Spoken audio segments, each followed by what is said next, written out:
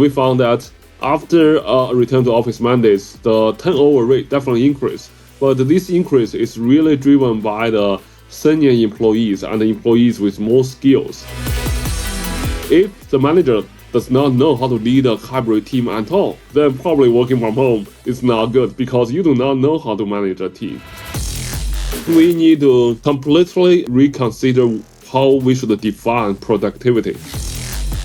In theory, when the labor demand gets lower due to the replacement of work by AI, we need to reduce our labor supply. And we could have the same wage level if we reduce both labor supply and labor demand and reach a new equilibrium. Like, people just not allowed to work 40 hours a week, and you work 20 hours a week, and everyone could still have a job.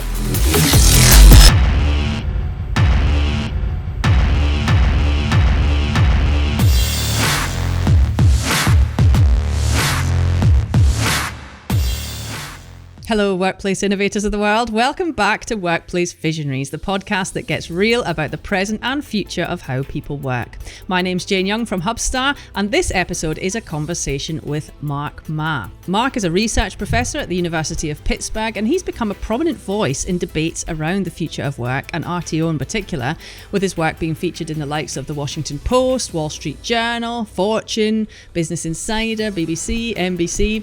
Mark's recent research includes a paper on return to office mandates that examines determinants and consequences of mandates at US S&P 500 firms, and a paper on return to office mandates and brain drain that looks at the impact of mandates on employee turnover and hiring and the disproportionate effects on employees that are female, more senior and more skilled.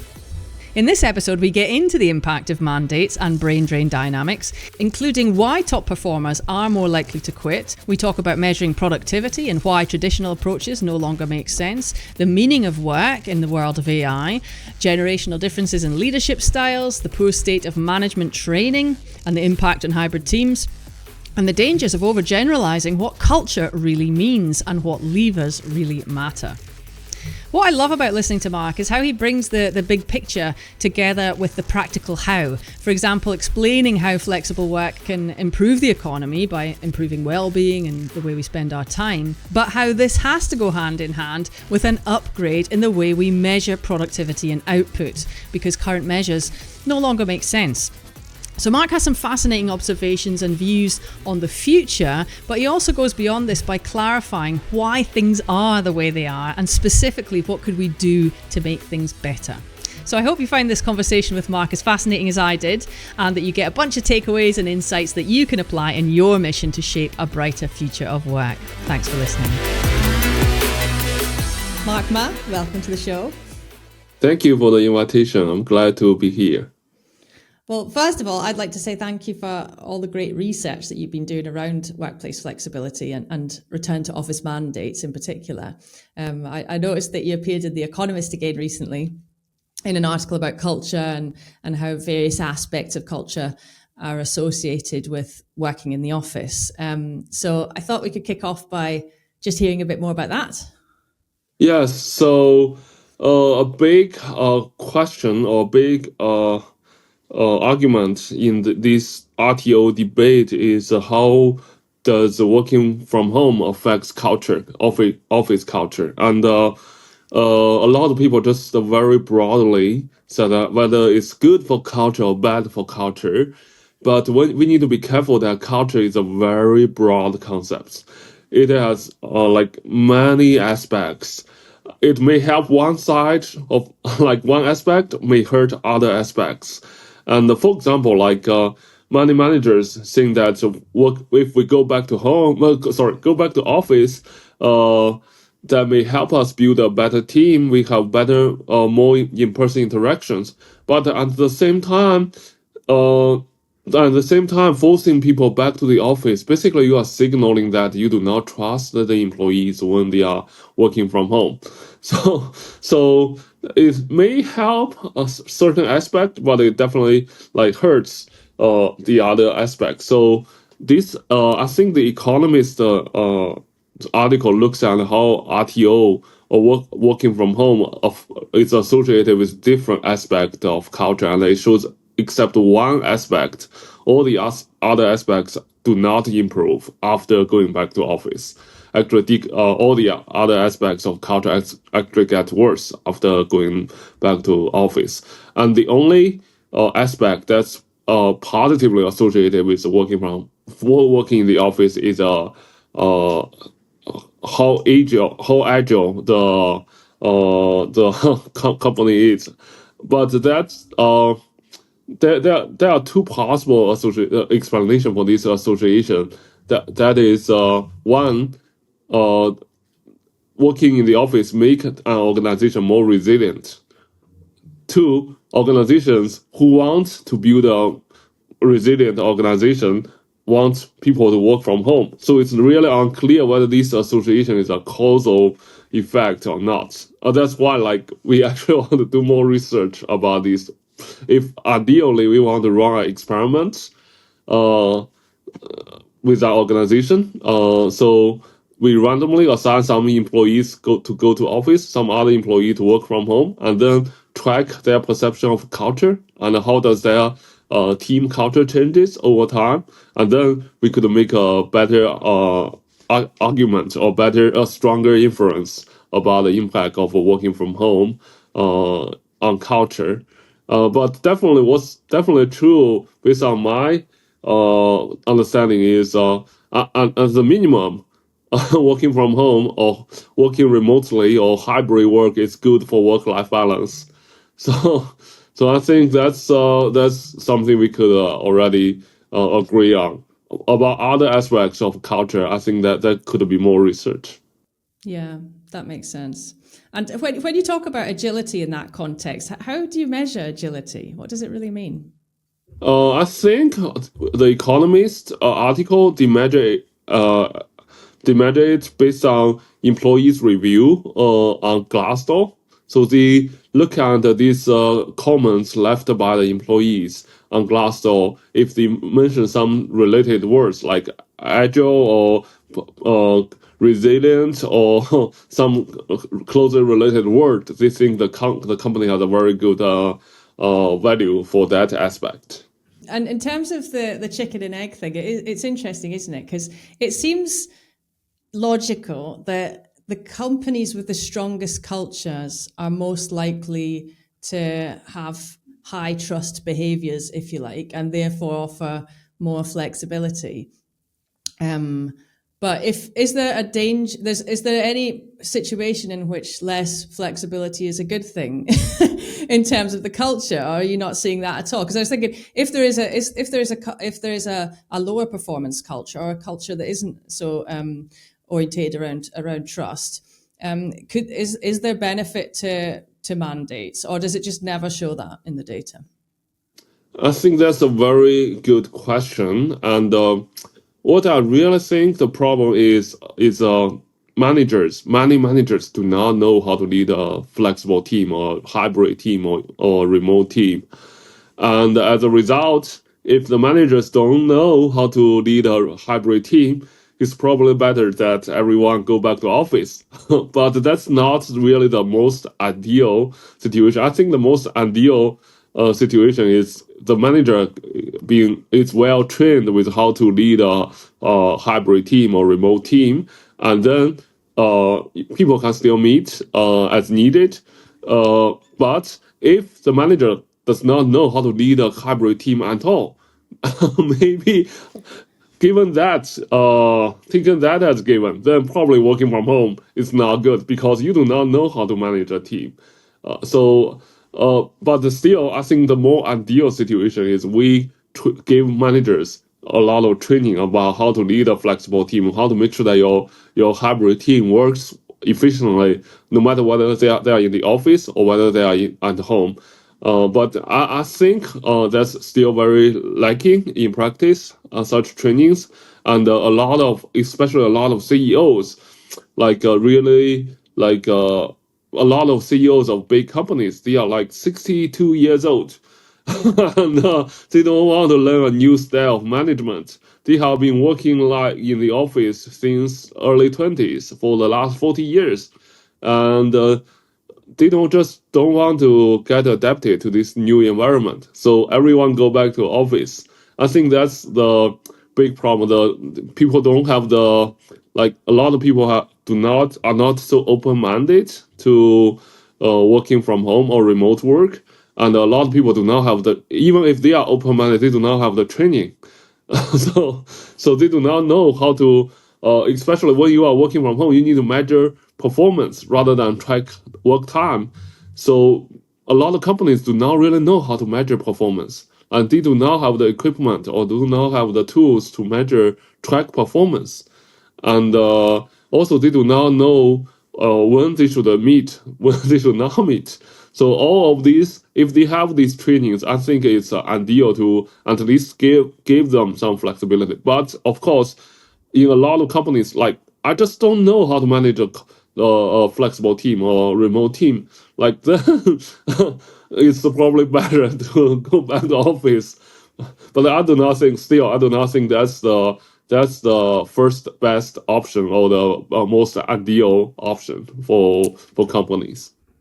Yeah, it's a bit of a sticking plaster rather than an actual solution, isn't it? It's not addressing the solution at its core. So there's a big training job to be done for managers then. Because I always found it funny that, oh, well, I don't know if they're working unless I can see them. And I thought, well, first of all, people can skive off in the office if they so choose. You could pretend to work when you're there as well. But also, I also thought that it was a strange one that, you know, because I've managed a team, and it would be very obvious to me if somebody wasn't performing very quickly. As in, you know, because I'm used to the remote thing, I guess, unlike maybe some of the examples that you talked through. But you know, a part of being a manager is, you know, setting clear end games and goals. I guess that's the leadership thing, isn't it? You paint a picture of what good looks like. You paint a picture of the direction where you want to end up. And then ideally you give people as much autonomy as possible to be able to get there and to contribute what they can towards that destination.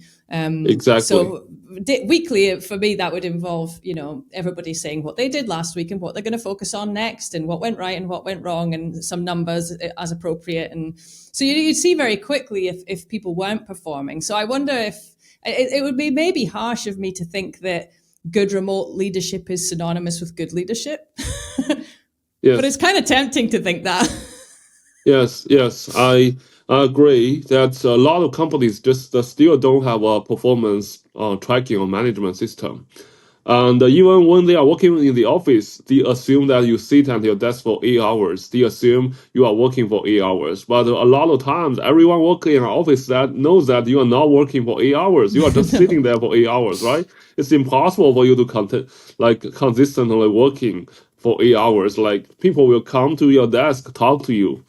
You have to say hi, do chit chat with your colleagues if you want to keep a good relation, right? So if you become like too focused, don't talk to others. I mean, you may become isolated, become marginalized, right? So all these things take time in the office, and while you are working from home, you probably don't need to do that. And then you could find a time, group time or team time, to do the social networking together in that focus time, right? So I think the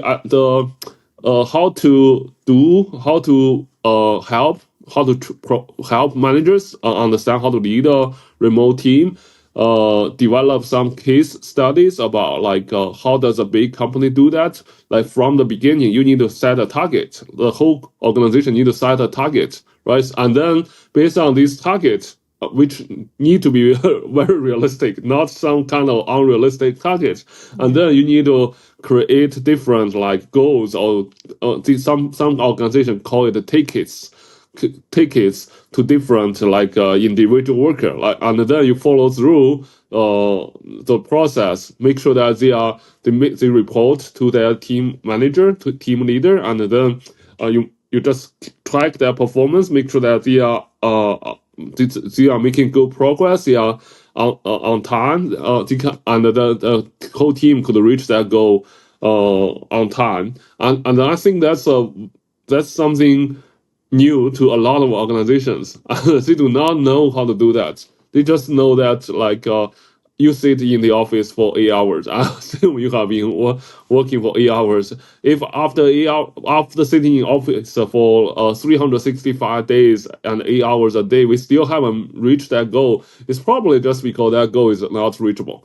Yeah. Right? So rather than like you didn't work, it's because like people sitting in front of their office for 8 hours, probably they are just working for 3 hours. That's very likely because there are all Yeah. those meetings, all those chit chats, all these disruptions, and it's very hard to focus. And a lot of people like before 5 p.m. You like start maybe around 4:30 already start like check your time, check your watch, and make sure that you answer all the important emails, and then wait for 5 p.m. and then leave right after 5. So that's not really. I do not think that's really the modern workplace we want, and that's not definitely not the most efficient way to organize a workplace.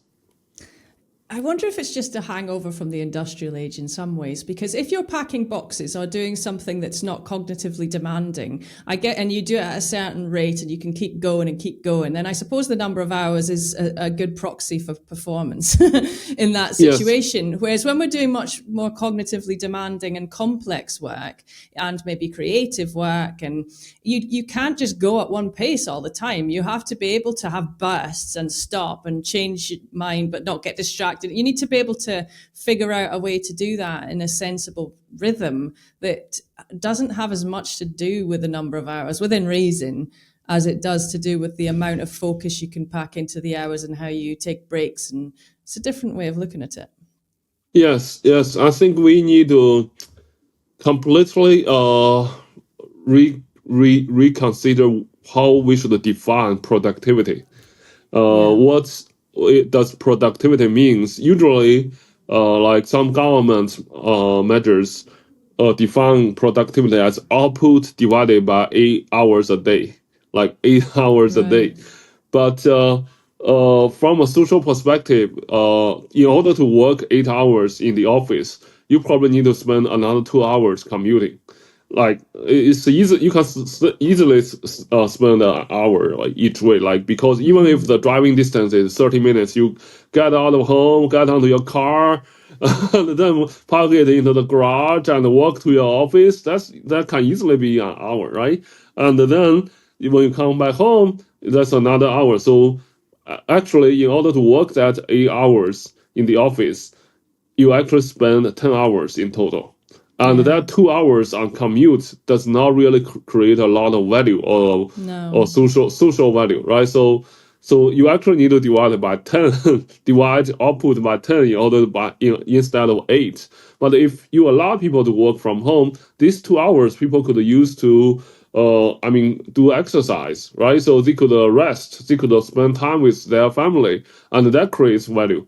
Like you do more exercise, you stay healthy, that reduce the medical costs, right? So medical spending, and the people could spend those money in other place, and that definitely helps the economy as a whole. But we just didn't like incorporate this time we spend on commuting in the denominator before, and I think a part of the reason is this measure of productivity, definition of productivity is very, very short term. Like you look at the productivity output per hour.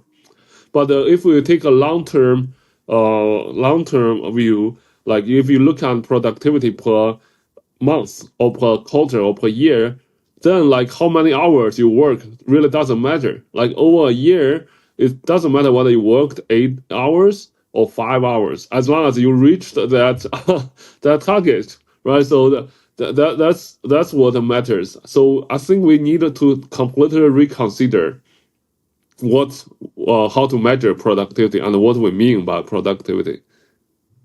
Yeah, because it's not, I mean, some jobs are easier to measure than others. I suppose if you're answering support tickets and you answer X number of tickets per day, and there's some ways that it can be relatively straightforward, but at an individual or even at a team level, it could be quite challenging to even figure out how you measure the output, and also how, if you're going to measure the output, I guess you've got to be careful what you optimize for as well. Yes, yes, I think weird behavior. That's definitely one challenge firm face, like how to measure output, right? So how could you measure output? I think that question ultimately need to be answered by the individual team leader, because the way to measure outputs could be very, very different for different teams. And ultimately, it needs to be a question for the team leader. And one possible way to do that is actually the team manager propose a measure, and the team members propose a measure, right? So you could have a measure proposed by manager and a measure proposed by team leader. So everyone has some say on this on this important question, and then you could practice and test which measure really is really reflects the team's productivity, and then you could draw a conclusion. That's a nice idea. Yeah, sometimes managers work too hard or work harder on the wrong things. I find that if you give people a bigger goal, and then individuals are often very good at setting their own goals and reporting their own progress. And then that also gives the sense of autonomy, I guess, as well. So if they understand the direction and the bigger goal of the team, then they can all figure out what their own target should be in a way. And so I'm actually finding the more asynchronous communication I have with my team, that you have all your stuff online in different tools, and you have your updates that are asynchronous, and it gets to the point where actually, and people setting their own goals, reporting their own progress, measuring their own progress, it gets to the point where actually you have that time together when you do have a meeting to be just much more about what's going on in people's lives, and it's quite sociable, or it's about the bigger picture of the business and where it's heading, and what you're trying to do, what you're thinking about that's innovative or different, or the bigger strategy things. And that's kind of, I think sometimes as well we can think, meetings have to be really productive, and sometimes if you're actually doing work in a meeting, that's true. But there's a lot of, when asynchronous work is happening well and performance is transparent and autonomous in that sense, then I guess you don't be afraid to have meetings that are just not productive as well. Yes, I think a lot of in-person meetings are very, very time-consuming and very, very frustrating to some extent, because for a lot of in-person meetings I participated in, people do not know what we will talk about beforehand. You go to the room, and then someone tell you that this is what we will talk about, and then please spend a few seconds thinking about this, and then does anyone want to express your opinion, or do you have an answer to this? And people come up with not well thought through answers, and then some people like to talk, some people don't want to talk, and those people who are more talkative spend a lot of time talking, and so their answer may not make sense, and they haven't thought through their answer, and those in the end, there's no conclusion, and those meetings become very, very long, and, often run over time, and definitely, I can see that you could utilize the time you work from home. You let people know what you want to talk about, and they could prepare their answers first, and only for those issues that you couldn't reach a conclusion on, right? So you couldn't easily reach a conclusion on while working from home. You could have an in-person meeting to further discuss, to make the discussion more efficient, right? So if it's a large team, if it's 2 to 3 people team, probably an online meeting is enough, right? So, but if it's 20 to 30 people, it's probably better to have a in-person meeting. And also, you could, before the in-person meeting, you could allow people to write something about their opinion first, right? So it doesn't, and also such answers could be anonymous if they want to. So everyone, no matter whether you are some people are more talkative or more extrovert.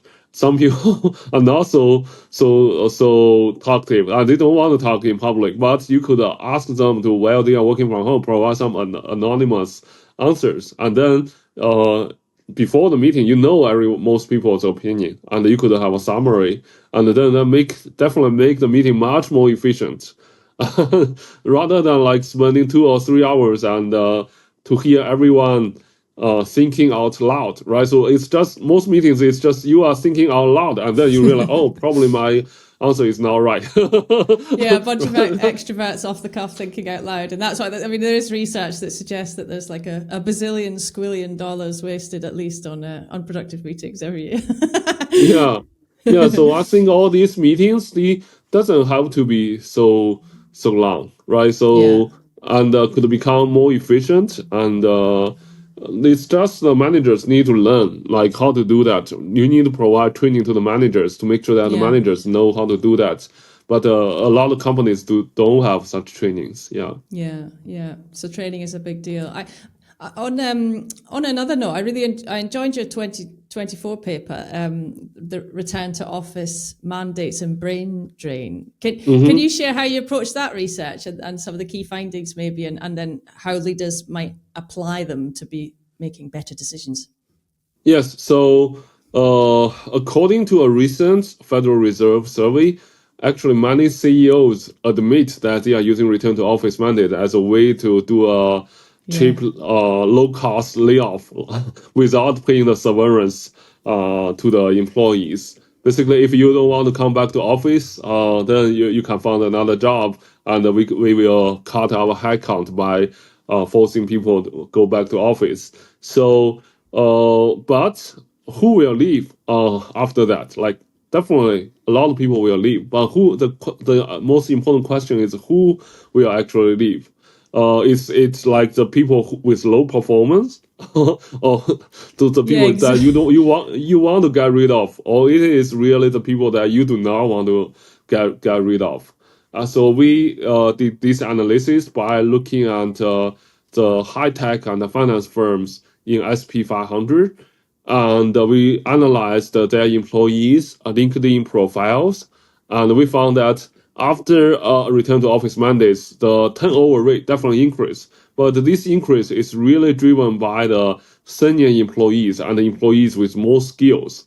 It's essentially because it's basically because these people have better opportunities somewhere else, right? So it's really these people have these people can more easily find a job. They have a greater marketability. So while these low performance employees, they can't find other jobs. They have no other option. They will go back to office. So it's really you are losing the employees that you do not want to lose. If you try to get rid of some employees, cut your headcount by imposing RTO mandates. And also another finding we found is it's the female employees who are leaving. The female employees, they still need to have a lot of daycare responsibility. They can't leave home at 8 and come back home at 6. And there need to be someone at home to take care of their children or take care of their elderly family. And that's still, a lot of such jobs are still done by females. And we found like it's really the female workers who are leaving. And what's really worse is we found where we analyzed where these people go. Like what are the next job for these people? And we found that it's really they go to lower ranked positions in a different industry. Like they are willing to go to a lower rank position in a different industry instead of going back to office. So you can see like they are willing to sacrifice career advancement opportunities in order to get this flexibility. So I think that just highlights how important it is for workers, especially female workers, to have flexibility. And also this relates to the recent reports about the increasing gender wage gap between male and female. Also the declining labor force participation rates for female workers. Clearly, like a lot of female workers will, if they can't find jobs, they have no other option, and they would have to become a housewife. And they are forced to do that. If we didn't have these RTO mandates, they could still have a job. Also, similarly, like the disabled people, they could have a job by themselves and uh, make a living by themselves. And now they can't. If you force them go back to the office, and now they can't. They have to live on welfare. And then people will start complaining like, "Oh, there are so many people living on welfare, and how could we address this problem?" But if they allow these people to work from home, give just as a company become a little more considerate about these issues, we didn't need to face these challenges or these issues. Yeah, absolutely. And I guess the other aspect of the highest performers being the most likely to leave is that a lot of people, as well as their confidence about getting a job, they're possibly even more offended by the insinuation that they can't be trusted because they've essentially proven themselves to do good work. So how dare you tell me I must do this and that when I'm a high performer? Yes, exactly. Exactly those more skilled employees who have more opportunities. They definitely want more respect by their current employees. If you are not respecting me, like why do I stay here? The other company probably has been calling me for several times already, right? So they want me, and you tell me that I have to go back to office. I tell you that I don't want to, and you said if you don't want to, feel free to go. Why don't I just go to the other company? They promised me that I could work from home at least for several days a week, right? So that's definitely what's happening in reality. Yeah. And, I guess a lot of organizations are under a lot of financial pressure, particularly the big ones. All the growth seems to be happening at the smaller end. And then a lot of the larger organizations are really,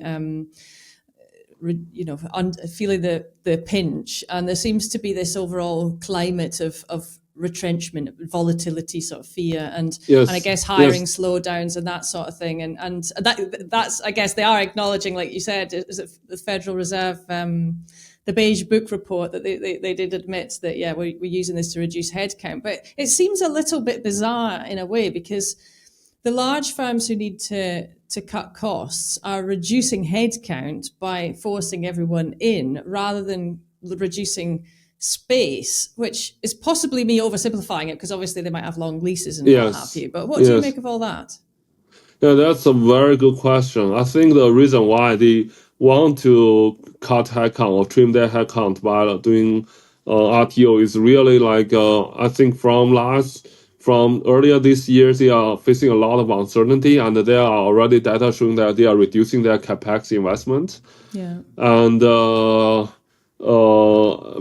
so when there is a lot of uncertainty, what companies do is I just don't make this risky investment. I will wait. So that will further accelerate. That will a self-realization. That's almost like a self-realization process. I'm concerned that something bad may happen in the future, so I slow down, and then that contributes to the economy slow down. And that's definitely what's happening. And clearly, they are trying to cut headcounts instead of cutting the real estate space. And that's a very puzzling to me. That's also a very puzzling decision. There are two possible reasons. One is maybe the cost of cutting their real estate footprint may be very high to get out of their contract. Maybe that's one reason. But another reason is a lot of managers they may believe they could get rid of these employees and then replace them with AI. I think that's another reason why these managers are trying to get rid of employees through RTO. They think that these employees could now the cost of AI becoming lower, and they could replace these employees with AI. Whether they could do that successfully or not, I'm not sure, because there are companies calling their employees back. They try to replace their employees with AI, and now they realize that it doesn't work that well, and they are calling their employees back to the company. So I think over over time, AI will become more powerful, and definitely some functions could be replaced by AI. It's just now I think it's still based on my experience with OpenAI or ChatGPT. I don't think it can fully replace a human being yet, right? So it can't fully replace a human being yet. Maybe it make your work a little more efficient when you're drafting a letter to your customer, or maybe you write an article, right? So it helps a little bit. It can't fully replace human beings yet, but over time, I'm pretty sure the cost of AI will become lower, and it will become more powerful. It will start replacing human beings in some functions at least, and not sure where we are heading to, but that's why I think it's another big issue about the future of work, like how AI will affect the workplace. And as my suggestion is, we need to have shorter work days. In addition to working from home, we need to have shorter work days. Like these companies, the process how these companies make decisions is very short-sighted. Companies only think about the impact of these decisions on their short-term earnings and short-term stock price. And how they make decisions is whether this will help us report better earnings and whether this will help us to increase our stock price. And when they are making a decision, they will think like we cut off these employees, replace them with AI, costs become lower, earnings become higher, stock price increase. So let's do it. And they do not think in the long term what will happen in the end. What will happen in the long term is a lot of people get laid off, and these people are also the consumers. Now they don't have income, so consumption will decrease, spending will decrease, economy will suffer, and in the end, the consumer economy, if there are too many people get laid off, will collapse. And these companies don't think in the long term. About what happens in long term. They just cares about what will happen next quarter to their earnings, next quarter to their stock price. So I think the solution ultimately will not be something voluntary. Will not be a voluntary solution by the corporations. Corporations will not provide a solution. A lot of corporate leaders are saying that because of AI, we will have 3 days, 3-day work week, or 2.5 day work week. But those leaders, none of them will practice practice 3-day work week on their home, their company, right? So none of them will do that. It will have to be like a law or social a public policy to reduce the labor supply, because in theory, when the labor demand gets lower due to the replacement of work by AI, we need to reduce our labor supply. And in theory, we could have the same wage level. We could have the same wage level if we reduce both labor supply and labor demand and reach a new equilibrium. Like people just not allowed to work 40 hours a week, and you work 20 hours a week, and everyone could still have a job. Right? So because of the development of AI, we have more higher productivity. So we still could create the same level of like products or output, and then like you have the same output, you have the same income. We could still continue to have this consumer economy, but it will not be voluntarily done by any of those companies. They are all talking about working. Because of AI, people will work 2 days a week. It will have ultimately to be a public policy.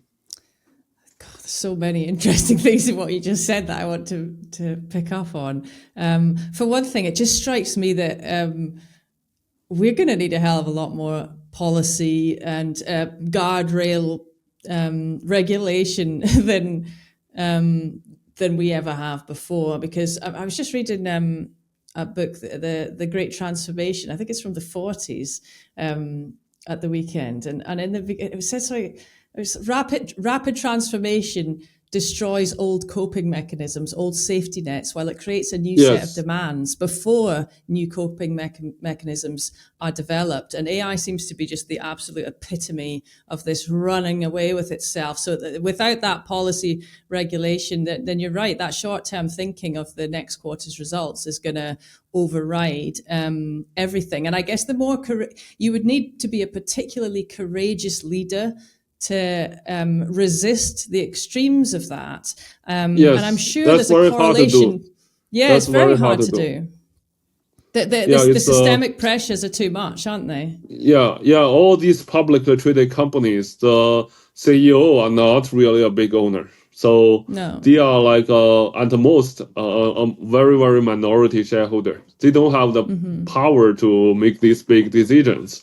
And only if the CEO is also the founder, probably the CEO can do something. Like like Stephen Jobs probably could have done something very, very dramatic, or But quite rare. quite very, very rare.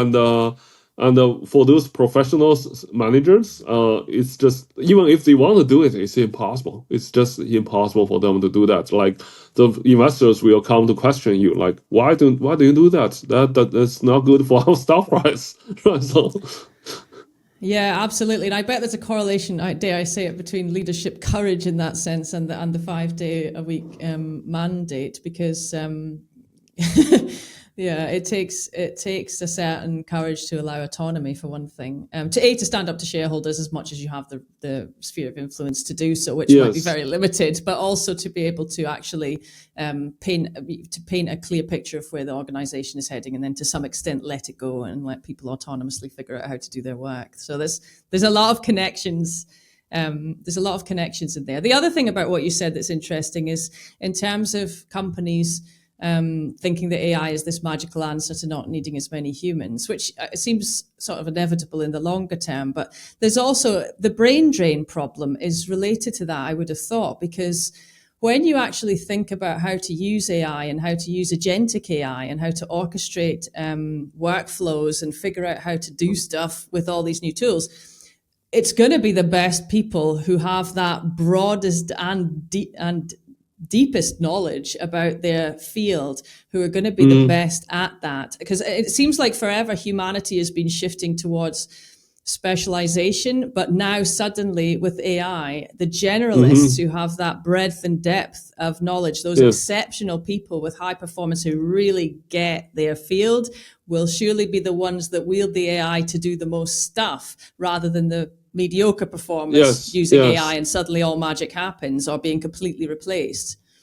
Yeah, I agree. I agree. So even with this agentic AI development, it's still the humans designing their own agentic AI, right? So you are still responsible for to develop your own agentic AI to do your work. You need to tell the AI what it needs to do, right? So it's not like the AI can like automatically do it under this stage. It's still not like that. It's still like you need to tell the AI like what to do from the beginning to the end. Like what's the best way to finish this job. So it's still like humans still need to be there, for the AI to work, right? So that's why I don't think at least on the current stage you can fully or completely replace workers with AI yet. In the future, maybe, very likely. I would say very, very likely. In the future, some jobs will be completely replaced by AI. But then maybe there will be new jobs. I currently don't see any new job created by because of AI. But maybe in the future there will be new jobs. Maybe things like AI, how to repair AI enabled robots, right? So how to repair those robots? Maybe that's a new job for human, because maybe these robots can't repair themselves yet, right? So they have some very rare, infrequent, low frequency issues that need to be addressed by humans. Yeah, and I love the idea of the hope that finally technology could allow us to work less, and that can somehow pan out okay, because typically that's not what happens, is it? It's like we get more technology, which gives us new capabilities, and therefore we just set the bars higher and higher, and then we develop different new industries and capabilities, and it always goes, and the work becomes more complex, more cognitively demanding, and so it could. The idea of technology enabling us to really work less would kind of suggest that we're going to do sort of what we're doing today, but it's going to be a lot easier. Whereas it seems that'll be a tricky outcome to actually make happen, because as soon as we have more capabilities, we crank up the expectation. So that'll be interesting. Yes, I think that's very interesting. And also what will happen is we need to rethink about what's the meaning of work. Right. So what is the meaning of work? Is work really making our life better? Or do we still want to work 40 hours a week, or even like have this 996 culture imported into Silicon Valley? Like, does that really make your life better? Or what's the ultimate meaning of doing all of this work? And I think we need to reconsider all of this when, with the development of AI. And if we don't have shorter work week and more life, what's the meaning of doing all of this work? Yeah, absolutely. And I guess the thing about that Silicon Valley deal is that it's good for young. I mean, I'd loved it in my 20s, but there's no way I could do it now. Exactly.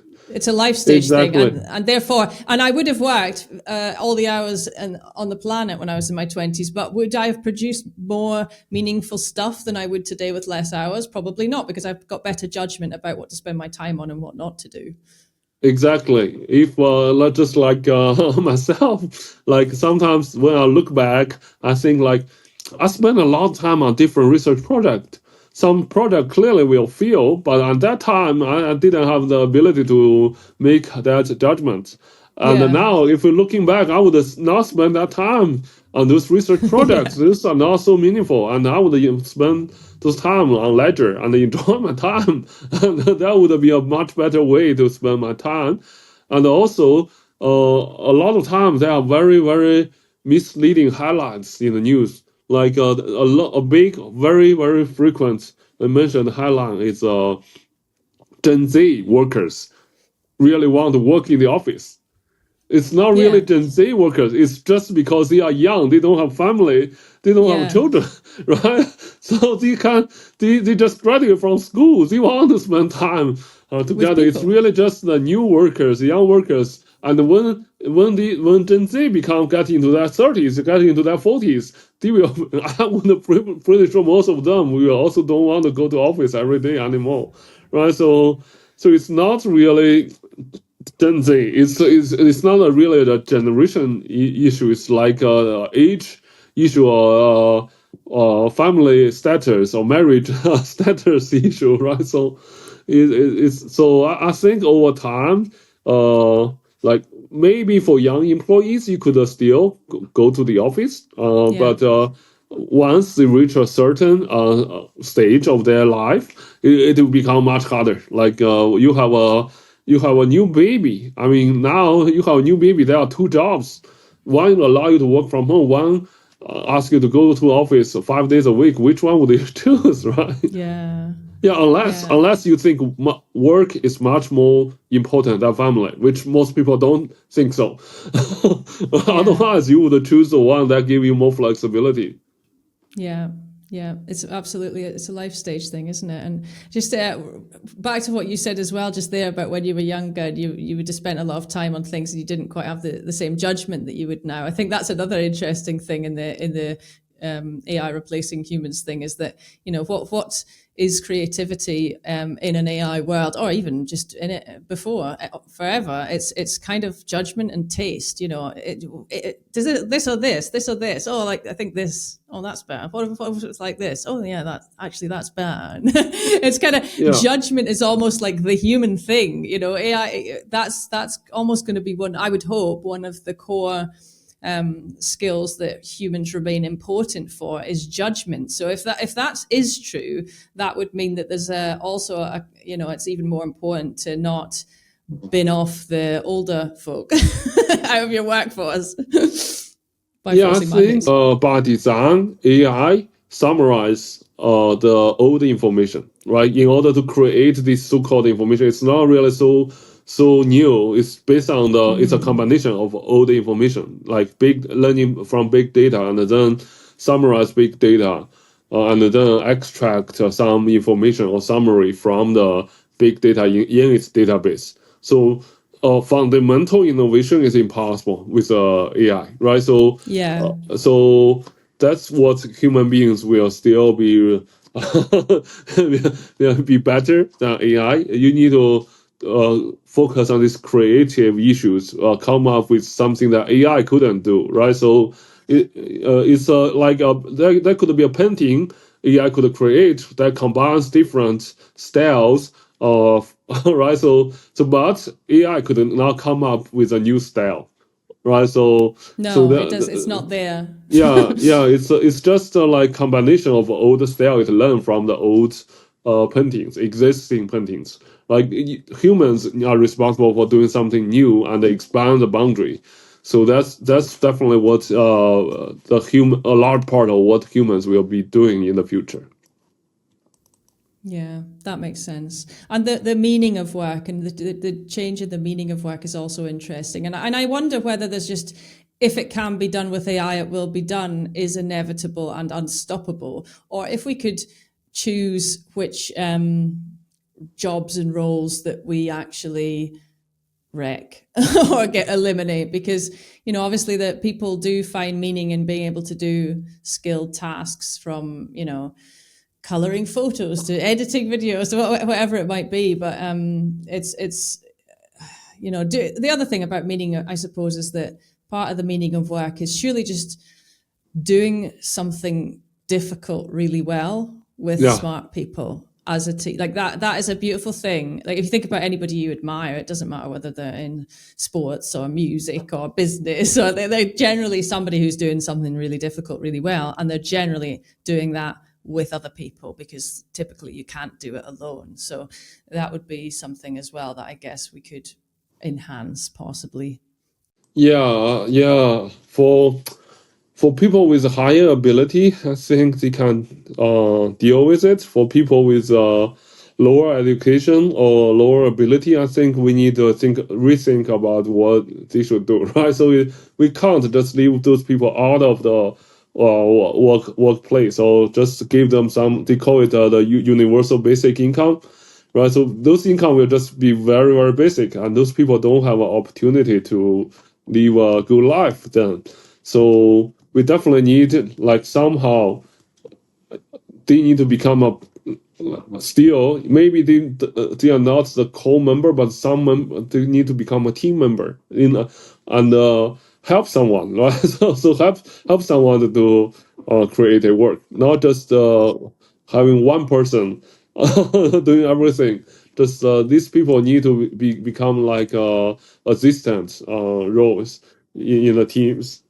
And in terms of that, the life stage thing, and younger people are more likely to use the office because they don't have families yet, or they also probably might share houses with other people and it's not so practical. But if there's more young people wanting to use the office and less people at a later life stage with more experience, how have you seen companies handling mentoring?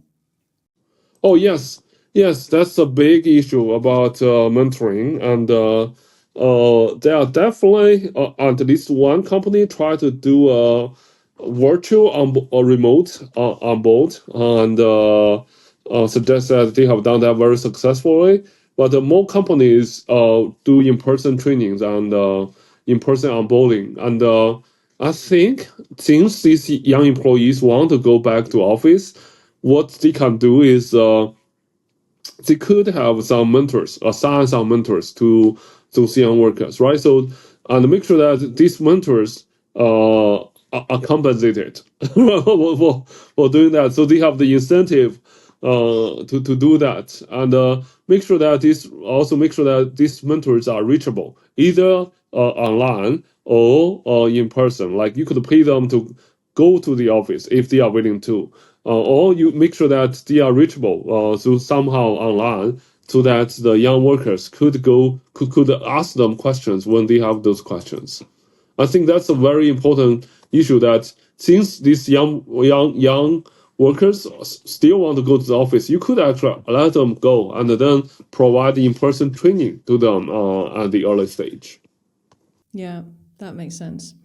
And, there's probably quite a few of our listeners that might be in a situation where they're senior workplace leaders, but they don't necessarily have control over things like policy decisions or Yes. how you approach mentoring or how you approach who should be in the office when. Or what advice would you have for those people in terms of driving positive change and trying to be a change maker in their organization, even though they maybe can't directly make the decision themselves about these things? Yeah, that's a very real situation, because most of these RTO decisions are made by the CEO. Even in some situations, like I see in at least one firm, Walmart, the CTO resigned, right, over RTO. So it's not really a team, not even among the C-suite executive team, they agree on these issues. It's really the CEO wants to impose this up-down decision, so top-down decision. And it's I can see that a lot of HR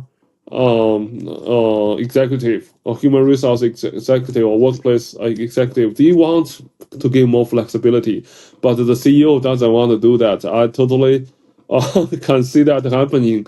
And I think in that situation, like maybe something maybe helpful, just give like examples of people, of companies who have done that successfully, right? So I think good examples include NVIDIA and also Dropbox. Dropbox is also doing that very, very successfully. And NVIDIA, clearly, stock price is still doing very well, even though that they don't require anyone to go to office for a minimum number of days, right? So those are very but still, I'm not sure. Like a lot of CEOs don't really listen to those otherwise. So in those situations, not much you can do. But the hope is there are actually surveys showing that younger CEOs, the younger generation of CEOs, are more open-minded and more receptive of allowing people working remotely. So I think gradually over time, when the younger generation of top management takes over, they will become more open-minded, and maybe they already have the experience of working from home when they are young. So they have a better understanding of the benefits and how to do that. So I think it probably will be it will take time, and when the younger generation of managers takes over, it will be much easier. Yeah, I mean, you can't necessarily change the very entrenched worldview. Although I suppose there'll be some leaders possibly on the fence that can be influenced by data and case studies and possibly pilots, I guess, as well. Yeah. If one suggestion I've been making to a lot of executive is run our own experiment inside your company, right? So randomly assign some workers with a policy that require them to go to office, and some other workers don't need to go to the office, or they can make the choice by themselves, and then compare their performance, compare their retention rate, compare their job satisfaction over a 3 to 6 months period. And if you found that like asking people go back to office does not hurt anything, then you probably want to make that decision, right? So run an experiment, and I always tell those executives that I'm happy if they want my help. I'm always happy to do that for them, to do the design, to help them run the pilot for free. Because I just well, if anybody's listening, what a fantastic offer. Yeah, I think that's a wonderful thing, and I would like to think there'd be a lot of people listening who might be in an organization where, rather than trying to support an entrenched view that's not necessarily beneficial, you could just really find out what the deal is for real. Yes. I because I also want to better understand and provide more evidence on this, right? So I just like be happy to do the design to help implement the experiments for the organizations, just free of charge. Yes. That is. I hope somebody will bite your hand off for that one. And are there other things that you want to study? So that's the sort of the mandate impact. I mean, I guess there's correlations with financial performance could be up your street. What sort of things are you interested in and looking at about and curious about? Yes. So I think there are a lot of important issues we haven't looked at yet. And if I could run some experiments, I would look at these issues first. There's a big mental health crisis among the workers all around the world. Like all these workers are having, like, they feel stressed after the pandemic, and that issue has not been addressed until today. A lot of workers are still asking for mental health leaves, right? And that's definitely, and they are all talking about this quiet cracking issue. That's like people feel burned out, feel stressed out, and that hurts their productivity. So whether working from home actually help address some of this burnout issue and help address this mental health issue, I think that's one big question. Another big question is what happens to the society or happens to families. That's very, very important. Like when you are allowing females to work from home, they get a job and they can take care of their children or take care of their family at the same time. The dynamics inside families change. And when the female have income, it's shown that there are less domestic violence. And also, the family's relationship become better. And also, because of this income and because of the time they spend with their children could have a better future, right? So you spend more time with interacting with your children, you get a better understanding of what happens at school.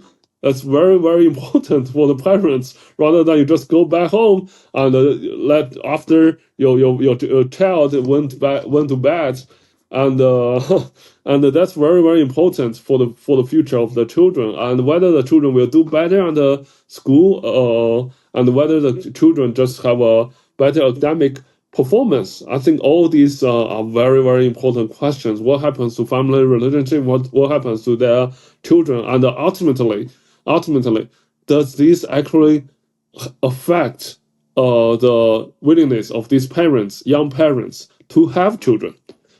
Like a lot of people said that if I have to commute 3 hours a week, I can't imagine that I have a children. And if you could allow these parents to work from home for at least a few years, maybe they are more open to having more children. And that's also like, a lot of developed countries, like the birth rate has been declining. And even in the US, people haven't been talking about this in the US because we used to have a lot of immigrants. but now the birth rate just hit a record low level even in the US, and no one thought about that would happen in the US. All people are talking about South Korea, Japan. They are having so quickly declining birth rate. But even in the US, it's also true, and I think in a lot of European countries, that's also a very, very important issue. And whether we allow people to work more flexibly could help them reach a theft, and ultimately they are willing to have more children.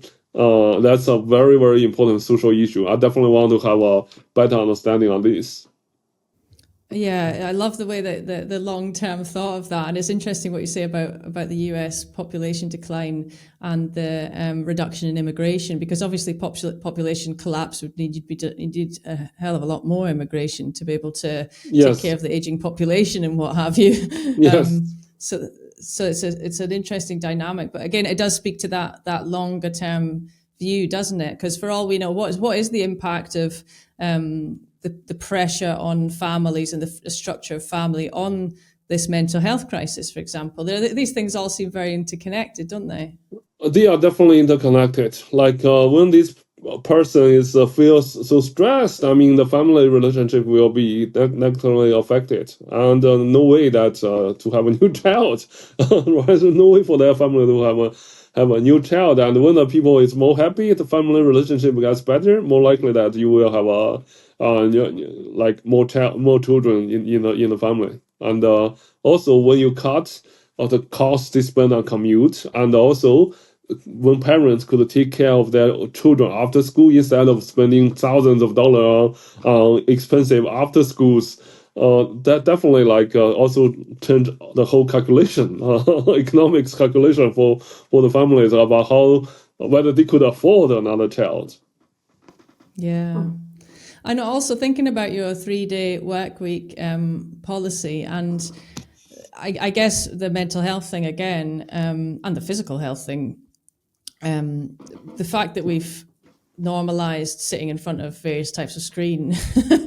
If we could do something about that, surely that would be a good thing for the longer term. I mean, I guess there's a lot of research coming out now, Jonathan Haidt and what have you, making it very spreading the word about the damage that we've done to the new generation by having them grow up on screens and social media, and the decline in mental health seemed quite sharp. It seemed to sort of tank from 2012 when smartphones became ubiquitous and social went bad. Yes, that's definitely true. That's definitely true. And also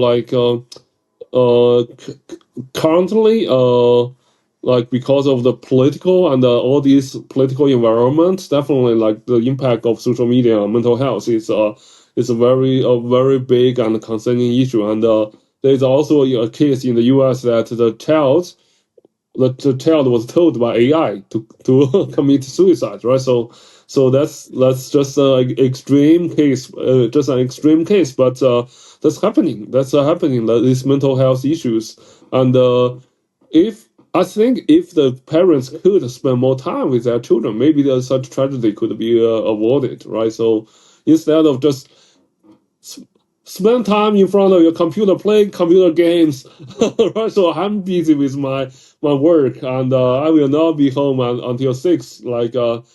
Grab a pizza, do whatever you want at home, play with your iPad, right? So if parents are allowed to spend more time, or they may not actually spend more time, they just need to be home. Their children just being at home, their children will behave better, much better than without the presence of a parent.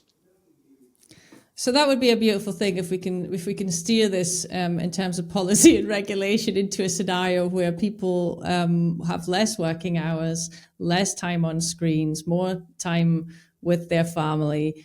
I mean, it's almost. We should, in some ways, we shouldn't feel like we just get swept along in the inevitability of all the doom. It would be nice to think that there is hope that this can be reined in. I mean, even the fact that the social media has taught us a lot of lessons, I hope. Yes. It was so full. I remember back in, say 2008, maybe, when it just started, there was this hope and feeling of, this democratization and all these beautiful possibilities of social media, and it was going to be such a good thing, and leveling the land and meritocracy and woohoo and opening up opportunities, and the truth is out there. It was such a positive thing, and then it feels like we got the share and the like buttons, and then we started to optimize for clicks on those, and then it went kind of dark. So I'm hoping that we can learn some lessons about what not to optimize. Yes. I think I always believe that the future will be better. But the road to the future could become very, very bumpy. Rocky. Mm-hmm. Yeah, very, very rocky. I believe that we will have a shorter work week in the end. It's just how we will get there. All right. So it's just whether we could have a strategic plan that we move smoothly, step by step. Or another possible situation is a few people get rich, super rich, in control of all this AI. Everyone else just have basic income, universal basic income, and become you can't afford to live a good life. You just have the basic needs and then pay your money every month to these AI companies. That would become the worst case scenario, but I almost feel that's more likely. And then maybe some kind of a French Revolution will happen in the end. Ultimately, we will be there 2 days or 3 days or even 1 day work week. But that's how we get there. That's the big question. I hope it will not be too rocky or too bumpy the road to the future. But I'm a little concerned that these companies will not do it by themselves. It has to be some public policy or some social some decision made cumulatively by the workers collectively. Yeah. Yes. Yeah, I mean, we're certainly it seems like we're on a dodgy track at the moment, and there's a lot of work to do to put those guardrails and those policies in place to be able to have a good outcome, which we can be hopeful and skeptical at the same time, I guess. And what role do you see that the workplace and physical space will have in the future? Because part of me thinks that, I guess if you think about the downsides of remote work, because there's pros and cons to everything.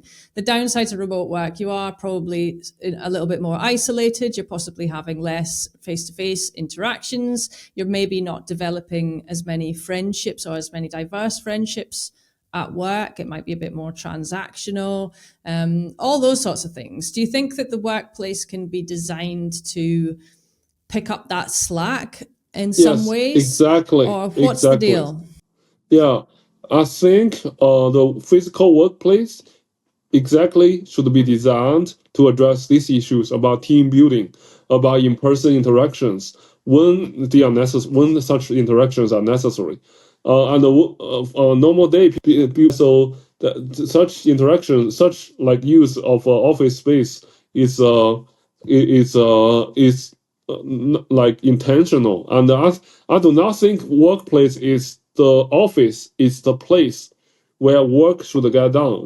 Office is the place where teamwork should be done. That's like, I think it's where to do teamwork, necessary teamwork or team building. It's not really for individual work, right? So for individual work, you don't necessarily go to the office, and the office definitely can help address this problem that could not be addressed if we only work remotely. Yeah. And do you have any thoughts on, or have you seen any companies doing anything really well in terms of how they're rethinking how space can work in that sense, and maybe redesigning the spaces to be able to fulfill those functions and to help people have better work lives? Yeah, I think if any listener is interested, check what Jobbox has been doing. Jobbox is doing a fantastic job that they like just allowing people to work from where they want, anywhere they want, and then they have periodic meetings in the office or somewhere else. It doesn't have to be office. Like you could get a budget if you don't want to go to the office to meet somewhere else, right? So that could be a co-work place. Or even like there are like those small office Airbnb. In the US, we have this company, Radius. Like this, it's like the daytime Airbnb. You could go there to do team building and cook together, right? So there's a backyard. You could have lunch together, and you could watch TV together. You could do all this work together and do team building at the same time. And it does not necessarily to be the office, and definitely a lot of people choose to go to the office. But I think that's, in my view, that's the most optimal way to do it if the managers knows how to do it well. Yeah, and I guess, what are your thoughts on the amenity wars as well? Because a lot of companies have invested really heavily in trying to draw people back to the workplace with fancy amenities. Maybe they have childcare, which is obviously a very practical thing that I'm sure a lot of people would think was fantastic. But also, Taco Tuesdays or free food, and there's sort of two camps. A lot of people will say, well, actually, yeah, that absolutely is working and it's pulling people back in, and we want to do that. It makes us more competitive as an employer and attracting and retaining talent. And a lot of other people are just like, oh, that's a silly game to play. It doesn't make any difference. That's not the point. Yes. So from a personal perspective, I will not change a job just because employer provides tacos on a certain day, or Free beer and bagels. free taco Tuesday, free pizza Friday, are just like impossible for most people to just make their job choice based on that single situation, right? So it's possible that you attract some people back to the office by providing free food, but the key question is still, does that improve productivity? Right, so does that ultimately improve productivity, or that could actually hurt productivity? People just go there and like because for the lunch, right? They just want to go there for the lunch rather than go there to work, right? So sometimes like I have to go there for the lunch today, and they have free lunch, and I want to go there, and then I went there. I just don't work. I wait for the lunch, and after lunch, chat with my colleagues, and then go home, and that's very likely. I can see that completely happening, right? So whether that improve productivity, even though you attracted people back to the office, ultimately, does that help your productivity? Does that help your performance? That's the big question the company need to answer, rather than just track office presence. Yeah, that makes sense. And we've heard all there's headlines about coffee badging, where employees will just show up and beep, swipe the badge so that it shows that they've been there, grab a coffee, and then go back home again. So it's very performative. I guess that's what we want to avoid in all senses at work, is just performative stuff going on. Yes. Presenteeism as well. Ultimately, what you want is, no matter whether the employee is working in the office or working from home or anywhere else, you want to make sure that they are working efficiently, rather than wasting a lot of time on performing work, right? Or performing. I'm busy. Just trying to pretend that they are busy, and a lot of times you got too busy, you can't focus on this deep work, right? So that's definitely true for a lot of people. I can see like in a lot of organizations, like you are just gets very busy responding to different people, and just don't have time to get your work done. So that's definitely a very, very concerning situation. And it would be lovely if AI would just take away all the boring, repetitive things that make work feel less meaningful, and we're just left with the good stuff. But how? That's very optimistic. I'm optimistic. I'm also very optimistic. In the long term, I think we will get there ultimately in the long term. It's just how we get there. The progress or the road to that bright future could become very, very rocky, and it may take a whole generation of managers in order to get there. It may not happen immediately, even though we could argue that in theory that this model is better, but it's just like things don't work that way in reality. It's still the old managers, the old mindset. It has to. It doesn't happen immediately. The improvement does not happen immediately. It takes time for the younger generation who are more used to working more flexibly to take over, and then probably things will get better. Yeah, how do you see the expectations changing in terms of things like the meaning of work and work-life balance and the importance of place or any of that? Yeah, I think in the US, because of the inflation issue and so high housing price, it used to be like a junior worker could afford buying a decent sized home. Now it's become so expensive to buy a decent house. Now a lot of people do not see hope of moving up the social ladder. So because of this perceived lower mobility, a lot of people are not really prioritizing career advancement, because even if you are promoted, there's no point. Even if you are promoted, you still can't afford that house now, right? So therefore they are like giving up career opportunities in order to have greater work-life balance. I feel that's what's happening at least in the US, maybe in other countries, it's also true. Like people don't want. It used to be I'm happy to work my ass off to get the next career opportunity to be promoted to the manager. But now a lot of people are just like, you want me to, even if you want to promote me to the manager level, I don't want to be, because that will damage my work-life balance. That will make like I don't want to spend that time work so hard anymore. So I think the fundamental issue is the social mobility issue. People's perceived social mobility is decreasing. So even if you work hard, you may not move up the social ladder. So therefore, you prefer a greater work-life balance. Yeah, that's it's very interesting, isn't it? And there is an element of they're looking at the previous generation and they're thinking, well, I don't want to do that. I'm not going to do that. It's not going to be worth it for me. I'm not going to be able to. The heyday is over, kind of thing. But it seems like a positive veneer, but a dark underbelly with that, because the idea that we just care more about work-life balance now is kind of pasting over a possibly resentment-inducing struggle. Yeah. It's not like in the US, like the baby boomers generation. At that time, they work hard. Even if they are working in a factory, they could afford like a very, very good life. And it's completely different time now. And people feel like, especially with the development of AI, a lot of young workers, all the college graduates, they can't find jobs now. And in that case, why like they have been working hard?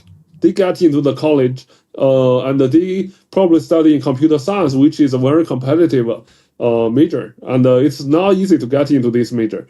And now, when you graduate, you can't find a job. Then you start questioning, why didn't I work so hard for the last 10 years?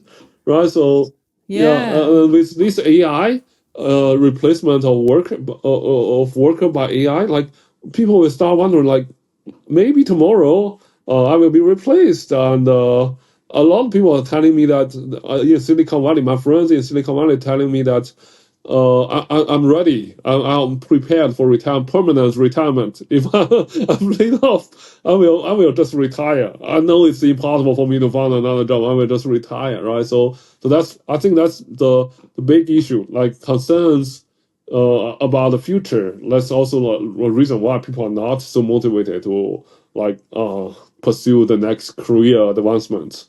Yeah. So if you look at that social mobility, that fear of I've done all the right things even and I can't get anywhere, and if you combine that with the voyeurism of social media and be able to look at these facades of the most amazing lifestyles and all the things you should have and should aspire to and everything else, that's a pretty bad place to be. And that's surely behind a lot of the mental health crisis, is this big gap between expectation and reality. Yes. Also, most people just show the best part of their life on social media. Right? I go to this Michelin 3-star restaurant. And wow, I'm always on yachts. So even though I spend all my monthly wage on this dinner, I went there, right? I will not tell people that I don't have money in my pocket anymore. Right? And then other people, oh my goodness, I will never be able to do that. And so what do you think about your situation there? Because you've come from quite a financy background, haven't you? And you've kind of been doing a lot more in this workplace, and you have these, the next move that you might be making with your research to study these longer term societal things. What else have you got in your mind about what you'd like to do and explore? So in the most Western countries, university system, they have this 10-year policy. But the 10-year policy is also has been a little controversial in some place. In some place they have this post tenure review, try to cancel the tenure, and that is a big debate about whether you want to protect tenure or not. Because if, as a matter of fact, a lot of professors become not so productive after getting tenure. So I totally see that concern, I know that's a matter of fact, but I think myself is just a case that tenure could actually create some benefits because, like, I have a more financial background. I could continue to work on research in that area, gonna get publications in that area, and in universities, professors are getting rewarded for publications. And that's the one of the, like, the number of publications. That's the most important matrix for evaluating my performance. But after I got tenure, I rethink about what's the meaning of getting all these publications. Yes, I get higher pay, but I spend 20, 30, 200 hours a week in front of my computer in order to get all of these publications. And a lot of publications do not create social impact in the end. It just ends up as ultimately it ends up as a publication just a few other professors read, and no one in the society or no one who really makes the real decisions cares about this research. That's the motivation for me to get into this research about return to office mandate. I want to help the society, help corporations make better decisions. I think that's like one case, at least my case, could have defend tenure. Even though tenure system is definitely needs some change, I don't think we should completely get rid of it. Maybe put a limit on how many years the tenured worker or tenured professors could get protected if they become not productive. But in my case, I think, like, I rethought about what's the meaning of all my work. I think the original goal why I want to get my doctoral degree, why I want to become professor, is really I hope I could help the society get better. So I decided to work on these important issues that the society really cares.